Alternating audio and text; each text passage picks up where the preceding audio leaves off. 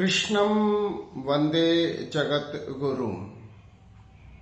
I pray to the Guru of the universe. Krishnam academy की ओर से Gita study की series में आज 5वें अध्याय से श्लोक नंबर 14 है।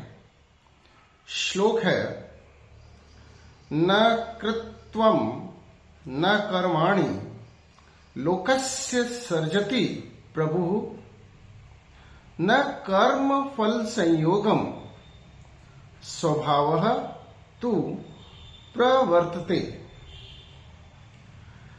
Neither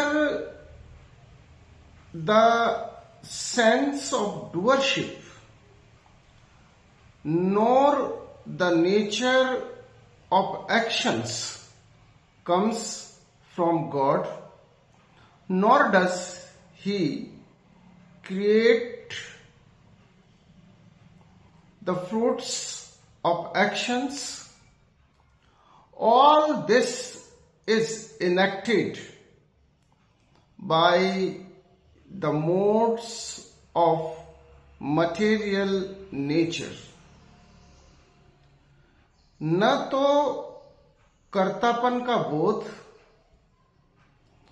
और न ही कर्मों की प्रवृत्ति परमात्मा से प्राप्त होती है और न ही वे कर्मों के फलों का सर्जन करते हैं।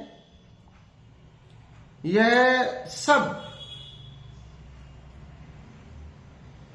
प्रकृति के गुणों से सर्जित होते हैं। इस श्लोक में अर्जुन को और अर्जुन के माध्यम से हम सबको भगवान समझा रहे हैं कि हम अपने भाग्य के निर्माता स्वयं हैं। परमपिता परमात्मा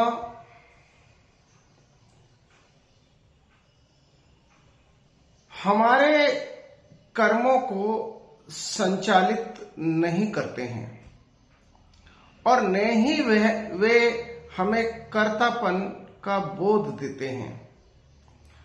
हमारे अंदर जो कर्ता होने का बोध आता है और जो हम कर्म फल की इच्छा करते हैं, ये सब प्रकृति के 3 गुण सतोगुण, रजोगुण और तमोगुण द्वारा संचालित होते हैं। प्रकृति के इन 3 गुणों का विस्तार से वर्णन आने वाले श्लोकों में होगा और हम प्रकृति के इन तीनों गुणों को ठीक से समझेंगे। अभी हमें इस श्लोक के माध्यम से यह समझना है कि हम क्या करें और क्या ना करें, इसका निर्णय करने के लिए हम स्वतंत्र हैं। हम यदि ये मान लें कि सब कुछ भगवान करता है, तो फिर भगवान को गीता का उपदेश देने की आवश्यकता नहीं है। फिर तो भगवान सीधा कह सकते हैं कि सब कुछ मैं करता हूं, तुम भी जो करते हो उसका निर्णय भी मैं करता हूं, इसलिए कर्म चाहे शुभ हो या अशुभ हो वो मैं ही करता हूं। फिर ऐसी स्थिति में व्यक्ति के लिए करने को कुछ नहीं रह जाएगा। सत्य यह है कि हम क्या करें या क्या ना करें, इसका निर्णय लेने के लिए हम स्वतंत्र हैं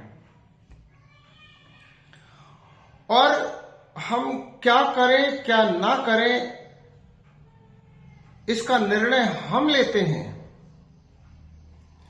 इसका अर्थ ये हुआ कि हम अपने कर्मों का निर्धारण स्वयं करते हैं और हमारे कर्मों से ही हमारा भाग्य निर्मित होता है।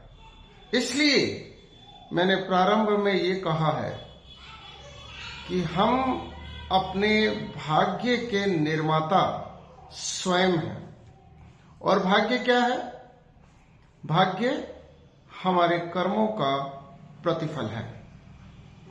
इसलिए हम स्वयं को चेतन अवस्था में लाएं, हम स्वयं को मेडिटेटिव बनाएं और फिर जो हम करें, कोई भी कर्म, हम बहुत सोच समझ करके करें, क्योंकि हमारे वर्तमान में किए गए कर्म ही हमारा आने वाला भविष्य बनेगा। और हम इस बात को भी समझें कि ये प्रकृति 3 गुणों से बनी है और प्रकृति के ये जो 3 गुण हैं, सतोगुण, रजोगुण और तमोगुण, इन्हीं से हमारे कर्म प्रवृत्त होते हैं। इसलिए हम प्रकृति के तीनों गुणों को समझ करके सतोगुण को अपनाने का अभ्यास करें। हम तमोगुण से बचें, हम अशुभ कर्मों से बचें, हम कुकर्मों से बचें।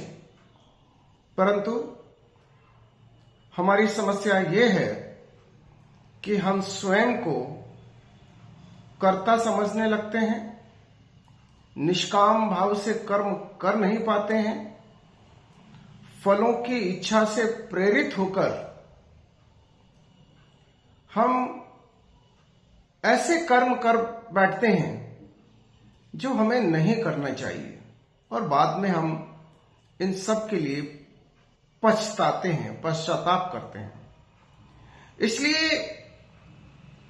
हर परिस्थिति में हमें अपने कर्म का चुनाव सोच समझ करके अपने विवेक से करना चाहिए और हमें ये समझना चाहिए कि हमारे कर्म ही सबसे महत्वपूर्ण है और इन्हीं कर्मों से हमारा जीवन, हमारा भविष्य और हमारा सब कुछ बनता है, निर्मित होता है। परंतु आत्मा स्वयं को शरीर मानकर कर्म बंधन में बंध जाती है, माया जाल में फंस जाती है। इसलिए इस श्लोक में भगवान हमें समझा रहे हैं कि हम अपने कर्मों का चुनाव सोच समझ करके करें और हर चीज के लिए, हर बात के लिए, हर बात को हम परमात्मा पे ना डाल दें। ये ना कहें कि सब कुछ परमात्मा की इच्छा से होता है, सब कुछ परमात्मा करता है। ऐसा नहीं है। ये ठीक है कि परमात्मा इस प्रकृति के नियंता है, वे इस प्रकृति को या संपूर्ण ब्रह्मांड को संचालित करते हैं।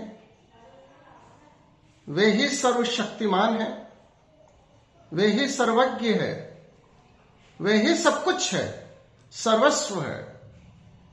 लेकिन हर व्यक्ति अपना कर्म करने के लिए स्वतंत्र है और अज्ञानता के कारण हम ऐसे कर्म ना करें जिसके कारण हम कर्म बंधन में बंध जाएं, जिसके कारण हम माया जाल में फंस जाएं और जिसके कारण दुखों के जो विशियस सर्कल है,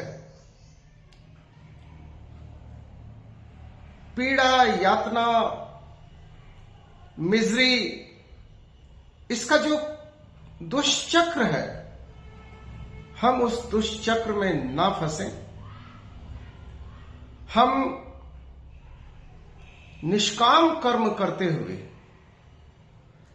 सदकर्म करें, शुभ कर्म करें और तमोगुण से ऊपर उठकर, रजोगुण से ऊपर उठकर हम सतोगुण की प्रवृत्ति स्वयं में लेकर आए और सदैव शुभ कर्म करें।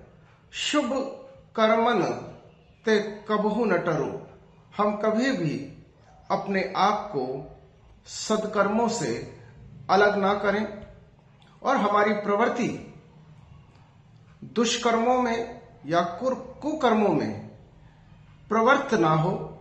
हम सदैव सदकर्मों की ओर स्वयं को प्रवृत्त करें, प्रेरित करें। जय श्री कृष्ण।